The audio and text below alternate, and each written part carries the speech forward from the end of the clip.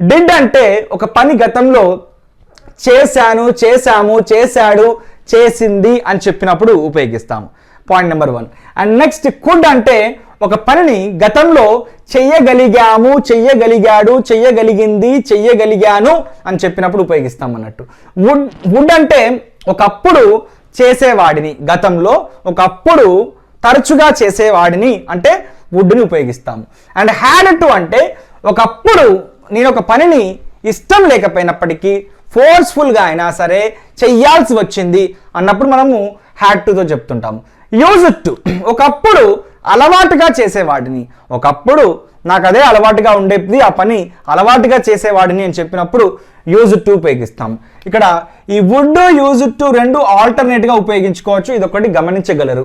And next wanted to ఏదైనా ఒక పని చెయ్యాలనుకుంటాము బట్ చెయ్యము, కానీ నేను ఆ పనిని చెయ్యాలనుకున్నాను, చెయ్యాలనుకున్నాము, చెయ్యాలనుకున్నది, చెయ్యాలనుకున్నాడు అని చెప్పే సందర్భంలో ఇలా వాంటెడ్ టుతో చెప్తాము.